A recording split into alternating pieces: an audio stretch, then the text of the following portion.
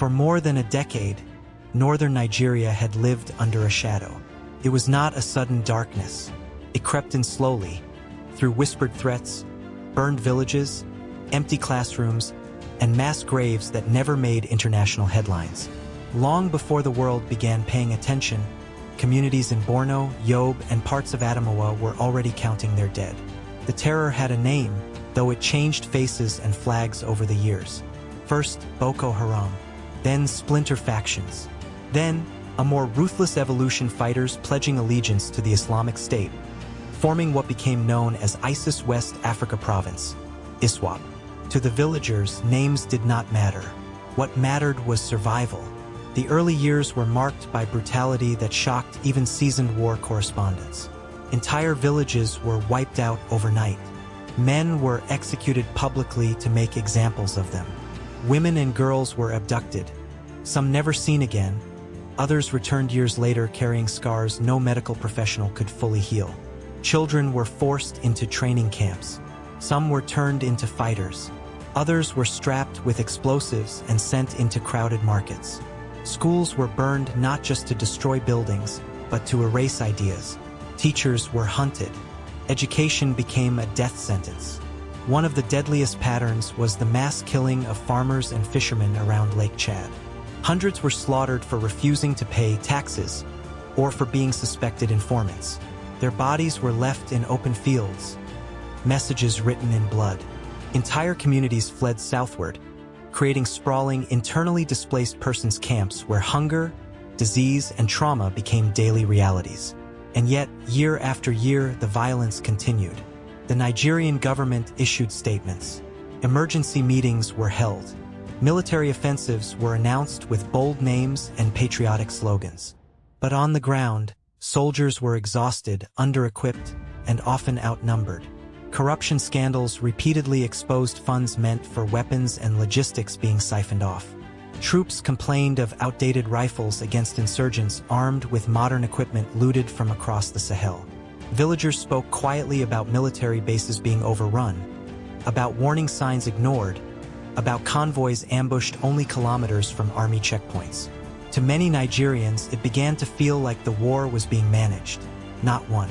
The government insisted progress was being made. Officials claimed territories had been reclaimed. But every few months, another massacre shattered the illusion.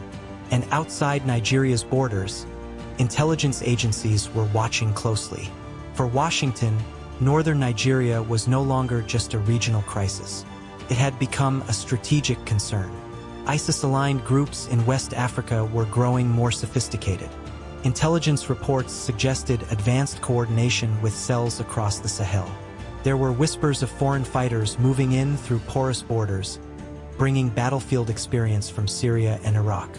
Satellite imagery showed expanding camps hidden deep in forested regions and near remote waterways. Signals intelligence picked up encrypted communications referencing external targets.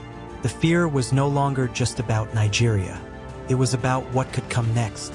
U.S. intelligence agencies began quietly sharing reports with Nigerian counterparts. Advisory teams were deployed. Surveillance flights increased under joint counterterrorism frameworks. Then came the warnings. Through back channels, public statements, and intercepted communications, messages were sent, clear and unmistakable. ISIS-affiliated commanders in West Africa were warned to cease expansion, halt mass killings, and dismantle training camps. The warnings were not theatrical. They were calculated. Some were delivered through intermediaries. Others were embedded in cyber operations. Brief flashes of access meant to say, "We see you." According to intelligence leaks later referenced by analysts, specific commanders were named. Their locations were known. Their movements tracked. The message was simple: stand down or face consequences beyond anything you've encountered in this region. The response? Defiance. Attacks escalated. In one particularly brutal incident, dozens of civilians were executed after being accused of cooperating with foreign intelligence. Videos circulated briefly on encrypted platforms before disappearing. That was the moment the equation changed. There was no press conference, no announcement. Somewhere far from Nigerian soil, A decision was made in rooms without windows, where maps glowed softly and voices stayed low. The concern was no longer whether Nigeria could handle the threat, but whether the threat would soon outgrow Nigeria entirely. Legal frameworks were reviewed. Intelligence was cross-checked and re-verified. Civilian risk assessments were run again and again. This was not an invasion. It would be precise, surgical, and devastating. The night northern Nigeria stopped breathing. It began just after midnight. Villagers near the fringes of the Sambisa region reported an unfamiliar sound. Not jets, not helicopters. A deep, distant hum. Then the sky lit up. Targets that had taken years to build were erased in minutes. Hidden camps collapsed inward as if swallowed by the earth itself. Communication hubs went silent instantly. There were no warning sirens, no chance to scatter. Command structures were hit first, then weapons depots, then transport routes long used to move fighters and hostages. From the ground, it felt like the sky itself had chosen sides. Nigerian military radar systems detected activity they could not fully identify. Within minutes, high-level officers were receiving encrypted notifications confirming what many had suspected but never expected to witness. The United States had acted. By dawn, the region was unnervingly quiet. No retaliatory attacks, no propaganda videos, no triumphant messages from ISIS channels. Just silence. Satellite images later analyzed by independent observers showed scorched clearings where forests once concealed terror. Supply routes vanished overnight. Entire command nodes were gone. But the most unsettling detail was this.